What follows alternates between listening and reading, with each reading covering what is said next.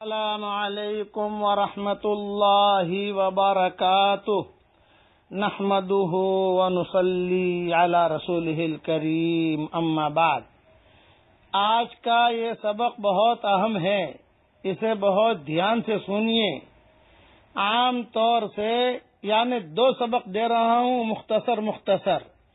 ایک تو یہ کہ عورتوں کی طرف سے بہت سوالات آتے ہیں کہ ہمارے روزے قضا ہوتے ہیں اور شوال میں ہم وہ روزوں کی قضا ادا کرتے ہیں، رمضان میں قضا ہوئے، اب شوال میں روزے وہ فرض روزے ہیں، ان کو قضا کرنا ہے، تو کیا شوال کے 6 روزوں کی نیت بھی اس میں شامل ہو جائے گی یا نہیں ہو جائے گی؟ یہ سوال ہوتا ہے، 2 in 1 کرنا چاہتے ہیں۔ خلاصہ کلام یہ کہ ابھی قضا روزے کی نیت کر لیں تو اس میں قضا وہ فرض وہ بھی ادا ہو جائے اور یہ شوال کا جو ثواب ہے وہ بھی مل جائے۔ اس کے بارے میں وضاحت سے سن لیں۔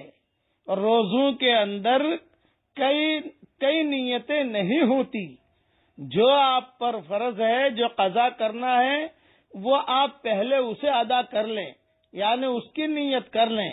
اس کے اندر شوال کے 6 روزوں کا ثواب شامل نہیں ہوگا۔ شوال کے 6 روزے کا ثواب اگر آپ کو لینا ہے تو مستقل آپ کو الگ رکھنے ہوں گے۔ یہ نہیں ہے کہ 6 رکھ لیے تو 2 in 1 ہو جائے، یا روزوں کے اندر 2 in 1 نہیں ہوتا، 3 in 1 نہیں ہوتا۔ ہاں، وہ تو فرض ہے آپ کے اوپر جو قضا ہوا ہے، اس کے لیے آپ پہلے اسے ادا کر لیں، وہ ضروری ہے۔ پھر اگر آپ کی ہمت ہے تو 6 روزے شوال کے بھی الگ سے رکھ لیجئے آپ، اور اگر آپ کی ہمت نہیں ہے تو کوئی حرج کی بات نہیں۔ فرض تو فرض ہے، اس میں 2 نیتیں نہیں ہو سکتی ہیں، اس کا خاص خیال رکھنا۔ 2 نیتیں نہیں ہو سکتی کہ میرا فرض بھی ادا ہو جائے مولوی صاحب اور یہ شوال کے 6 روزے کا فضیلت بھی مل جائے، نہ، وہ چیز الگ ہے، یہ چیز الگ ہے۔ ہاں، یہ شوال کے 6 روزے یہ تو سنتوں کے اندر آتے ہیں، نفلوں کے اندر آتے ہیں، بے رکھو تو بھی ٹھیک ہے، نہ رکھو تو بھی ٹھیک ہے، اس کے اندر ضم نہیں کیا جاتا۔ کوئی آدمی ظہر کی 4 رکعت فرض ادا کرے اور اس کے اندر سنت کی بھی نیت کر لے، یہ نہیں ہوتا۔ اس لیے اس چیز کا خاص خیال رکھیے کہ روزوں میں کئی نیتیں نہیں ہوتی۔ پہلے اپنا جو فرض ہے اس کو ادا کر دیجیے آپ اہتمام کے ساتھ، وہ اللہ کا حکم ہے۔ بعد میں فرصت ملے آپ کو، شوال کا مہینہ بہت 30 دن کا ہے ماشاءاللہ، تو 6 وہ اور 6 شوال کے روزے یہ الگ آپ کو رکھنے پڑیں گے۔ یہ بات ذہن میں رکھیں۔ دوسری ایک حدیث سن لیجئے۔ حضور اکرم صلی اللہ علیہ وسلم نے ارشاد فرمایا عبداللہ ابن خبیب رضی اللہ تعالی عنہ سے کہ کہو، میں چپ رہا۔ پھر ارشاد فرمایا کہو، میں چپ رہا۔ پھر ارشاد فرمایا کہو، میں نے عرض کیا یا رسول اللہ کیا کہوں؟ ارشاد فرمایا صبح شام قل هو اللہ احد، قل اعوذ برب الفلق، قل اعوذ برب الناس 3 مرتبہ پڑھ لیا کرو۔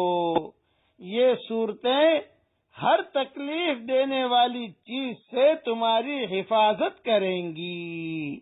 یہ حدیث ابو داؤد شریف میں ہے۔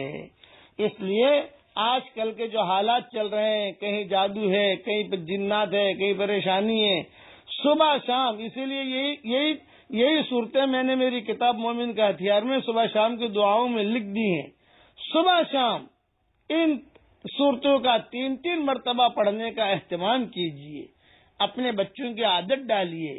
تو حضور صلی اللہ علیہ وسلم فرماتے ہیں ہر تکلیف دینے والی چیز سے اللہ ہماری حفاظت کرے گا۔ 3 مرتبہ سورہ اخلاص پڑھنا ہے، 3 مرتبہ سورہ فلق پڑھنا ہے، 3 مرتبہ سورہ ناس پڑھنا ہے۔ اللہ تعالی ہم سب کو عمل کرنے کی توفیق عطا فرمائے۔ اور یہ شوال کے روزے اور قضا روزے کی تفصیل بھی میں نے کہہ دی ہے، اس لیے اس میں روزوں کے اندر کئی نیتیں نہیں چلتی، یہ مختصر مسئلہ اتنا یاد رکھنا۔ روزے میں تو ایک ہی نیت چلے گی بھائی، اور قضا یہ تو فرض ہے، یہ تو بہت مقدم ہے کہ میں قضا بھی رکھوں۔ آج کل لوگ اصل وہ تکلیف نہ ہو، ثواب زیادہ ملے، یہ چکر میں رہتے ہیں، نفلوں کا زیادہ اہتمام کرتے ہیں، فرائض کا اہتمام نہیں کرتے۔